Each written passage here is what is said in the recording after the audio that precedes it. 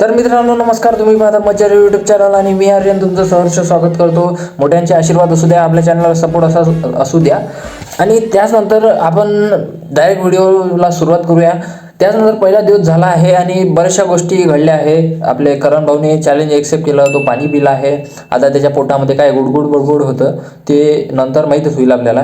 त्याचनंतर तन्वी आणि रुचितामध्ये भांडण झाले आहे, एकदम खतरनाकवाले. एक म्हणजे एक तीर सोडते तर दुसरी भाल्यानं अडवत नाही, डायरेक्ट दुसरी तीर सोडते, डिश डिश, डायरेक्ट खतरनाकवाले.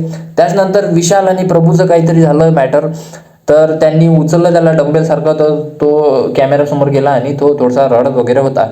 म्हणजे त्याचा इगो थोडासा हर्ट झाला किंवा तो कॅमेऱ्यासाठी करतो असं मला वाटते. म्हणजे तो सूरज चव्हाणचं जे सीझन बघून आला आहे तोच पण सूरज चव्हाणसारखं जसं सिम्पॅथी घेण्यासाठी थोडासा बोलत आहे असं मला वाटते. कारण की तो नुसता असं सांगत आहे की मी गावाकडचा आहे, मला हे नाही माहीत ते नाही माहीत. आणि त्याने तर त्यानंतर तर हदच केली बाई. त्याने तो उठला सकाळी आणि तो सगळंच लावून पाहत आहे.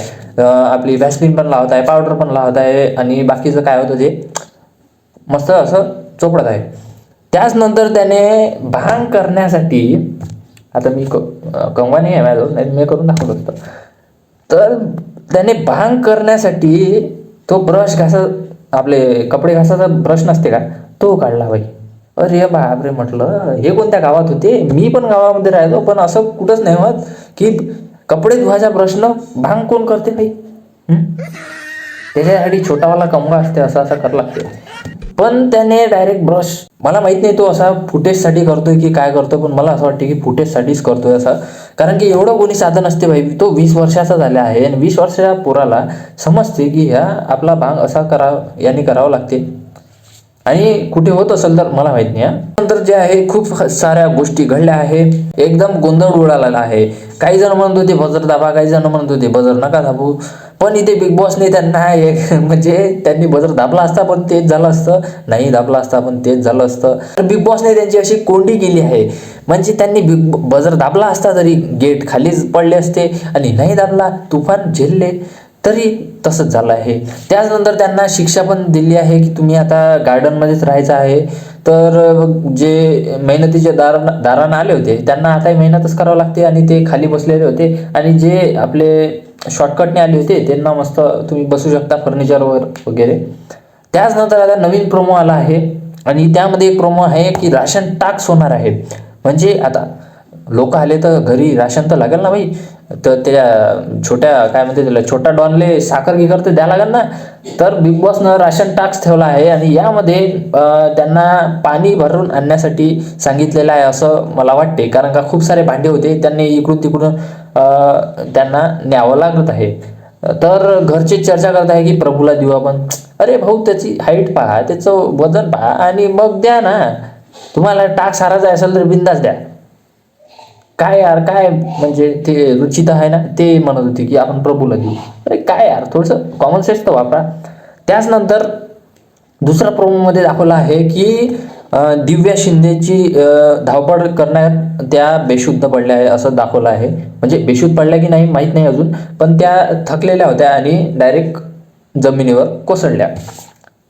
तर असं झालं आहे. आणि त्याचनंतर एक अजून प्रोमो आला आहे, त्याच्यामध्ये ज्या दीपाली सय्यद आहे आणि ते राधा पाटील त्यांच्यामध्ये काही तू मैमै झाली आहे, तू मैमै झाली आहे. त्यामध्ये त्यांनी म्हणजे दीपाली सय्यद म्हणत आहे की ये लावणी वगैरे, तर राधा पाटीलला थोडं वाईट वाटलं आहे त्याच्यामुळे. तर त्यांचा पण थोडा वाद होऊ शकतो. आता म्हणजे पहिल्या दिवशी हे सगळे ऑब्झर्वर मोडमध्ये होते. म्हणजे दीपाली सय्यद झाले, एक मिनिट नाव सांगतो तुम्हाला. दीपाली सय्यद झाली, हे बघत होते की कोण कसं करते काय करतंय. सागर कारंडे जास्त दिसले नाही काल.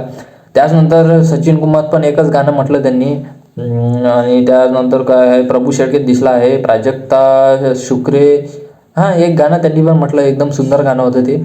त्याचनंतर रुचिता दामदार तर एकदम खतरनाक. अनुश्री माने तिच्याच्याने तर ते झालं. बिग बॉसने म्हणजे पूर्ण घर वर्सेस अनुश्री माने. तू असं काच म्हटलं की आपण बजर दाबायला पाहिजे होता, पण बिग बॉसने पण तिची साथ दिली आणि पूर्ण घरच्यांना तिच्या विरुद्ध करून टाकलं. म्हणजे असे खेळ जे आहेत ते बिग बॉसमध्येच होऊ शकतात. आणि आम्हाला विचारा की कसं काय होऊ शकते. तर त्याचनंतर राकेश बापट पण बघत होते कोण कसं काय खेळते. त्यानंतर रोशन भजनकर तर भाऊ आपला गावातला माणूस आहे, तर त्याला थोडं सेटल व्हायला वेळ लागेल. त्यानंतर दिव्या शिंदे पण थोड्यात दिसल्या. त्यानंतर राधा पाटील, ओके ओके. विशाल कोटियान तर दिसतच होता सगळीकडे इकडून तिकडे. त्याचनंतर ओंकार राऊत, ह्या पोरगाला तर लयच कमी दिसला भाई. म्हणजे आहे कुठं तुम्ही? असं कराल तर तुम्ही पहिल्याच दिवशी घरी जाल ना भाऊ.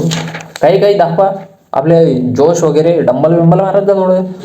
तर मित्रांनो, ओव्हरऑल शॉर्टमध्ये मी तुम्हाला सांगितलं की पहिल्या दिवशी काय झालंय आणि आता जो आजचा भाग येणार आहे त्यामध्ये काय होणार आहे. तर प्रोमोमध्ये पण काय झालं ते तुम्हाला सांगितलं आहे. तर मित्रांनो, अशीच तुम्हाला अपडेट पाहण्यासाठी एकच काम करायचं आहे, आपल्याला इंस्टाग्रामवर फॉलो करायचं आहे, कारण की तिथे तुम्हाला अपडेट लवकर भेटते. आणि पूर्ण व्हिडिओ बघायचा असेल तर तुम्हाला यूट्यूबवर आपल्याला सबस्क्राईब करावं लागेल. तर असं सपोर्ट असू द्या, आणि जसं बिग बॉसला प्रेम देत आहेत, त्यांच्या प्रेक्षकांना देत आहे, तसं आम्हाला पण द्या थोडंवालं. तर मित्रांनो, इथेच तुमची रजा घेतो आणि भेटू एखाद्या नवीन व्हिडिओ सोबत. तोपर्यंत पाहत राहा आणि हसत राहा. धन्यवाद, बाय बाय.